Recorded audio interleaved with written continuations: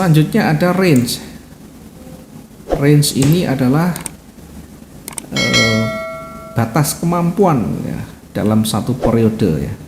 Jadi kalau misalkan saya ilustrasikan, kita seorang penjual misalnya, maka punya batas kemampuan dari sisi jualan kita, produk kita, dari sisi market kita, dari sisi pembeli kita.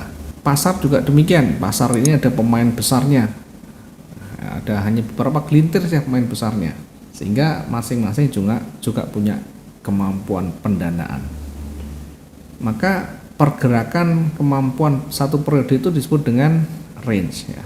Nah, biasa kita pakai adalah harian, biasa kita pakai adalah range harian. Jadi range harian itu bagaimana? Sebenarnya ada range mingguan, ada range bulanan, ada range harian. Yang kita sering banyak pakai adalah range harian. Ini masing-masing instrumen berbeda ya. Saya contohkan misalkan XAU. Ini kondisi normal, satu hari itu bergerak rata-rata 1.600 sampai 3.000. Ini normal. Kemudian ketika ada news ya, ketika ada news ini bisa 4.000 sampai dengan 7.000. Kemudian ada kondisi luar biasa ya, kejadian luar biasa. Ini bahkan bisa 8.000 sampai 12.000. Dalam kondisi normal ya begini. Ada news yang berdampak besar, contohnya yang kemarin itu ada beberapa bank di Amerika yang kolaps, yang bangkrut atau bahkan terancam bangkrut. Itu sangat berpengaruh terhadap situasi dan ekonomi dunia, termasuk di Eropa di sana, yang juga berpengaruh terhadap perbankan khususnya. Sehingga pergerakan di market, di pasar uang pun bergejolak di sana. Hingga saat ini emas masih berada di puncak keemasannya atau kejayaannya ya. Karena sebagai bagian dari hedgingnya dan nilai lindungnya yang paling aman adalah emas dibanding dengan US dollar ya. Sehingga US dollar terperosok jauh. Oke, ini di XAU. Di euro USD ini kecil aja, antara 600 sampai 1.200. GBP USD atau GBP JPY Jepang Yen itu bisa 800 sampai 3.000 juga. Besar juga ya pound sterling gitu. Nah, untuk mengetahui range bagaimana, apakah dengan rumus begitu ya? Kita cari yang paling gampang ya. Contoh misalnya, untuk mengetahui range keesokan hari, satu hari besok, maka kita bisa gunakan satu hari sebelumnya. Nah, misalkan untuk yang ke depan ini kita gunakan di sini. Berapa pergerakannya?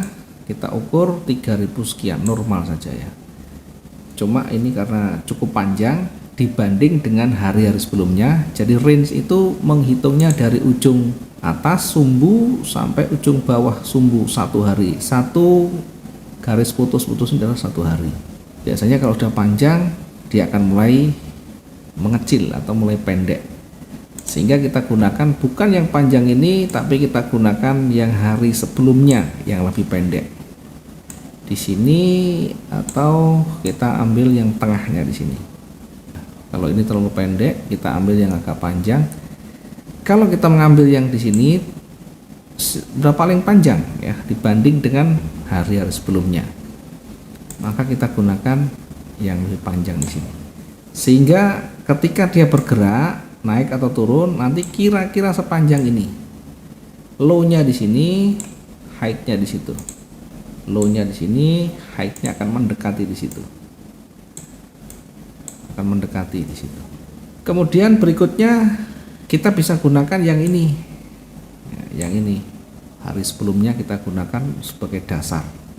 Kalau nanti ternyata dilewati jauh, baru kita gunakan yang lebih panjang di sini. Nah, di sini karena sudah berkurang dari panjang jadi pendek, biasanya akan mulai panjang lagi nanti ya. Maka ketika dia naik, low-nya di sini, oke, height-nya kita ukur di sana. Kira-kira di area sekitar itu akan memantul kembali. Ternyata ya dekat-dekat saja sudah. Maka berikutnya juga begitu, akan tidak beda jauh dari sebelumnya ya. Kalau dilewati baru menggunakan yang di sini ya. Oke, kita coba uji ketika dia turun. Nah, dekat-dekat dengan di sini. Tidak beda jauh dengan range sebelumnya. Artinya lebih kurang sekitar itu. Nah, sekarang hari ini kira-kira range-nya sampai di mana?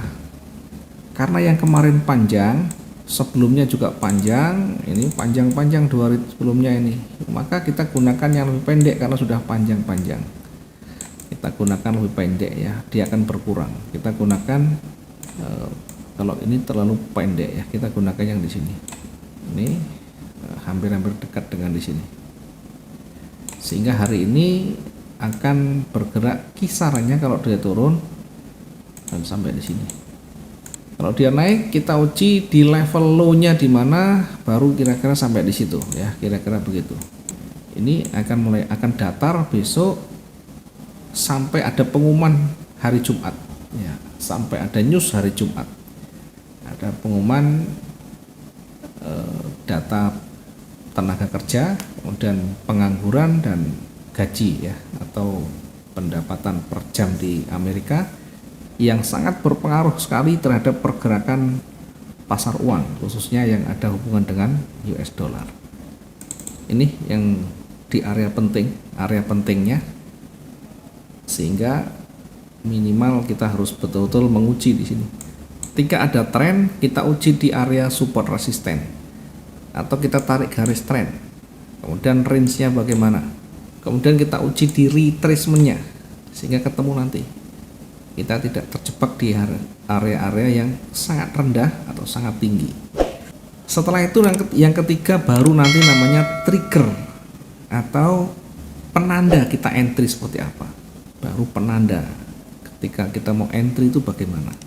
Oke, sebelum saya masuk ke sana, saya pengen menawarkan dulu, mungkin ada yang mau ditanyakan dulu ya, ada pertanyaan yang mau disampaikan, karena ini gampang-gampang susah ya. Silakan disampaikan dulu kalau ada pertanyaan terkait dengan materi ini tadi.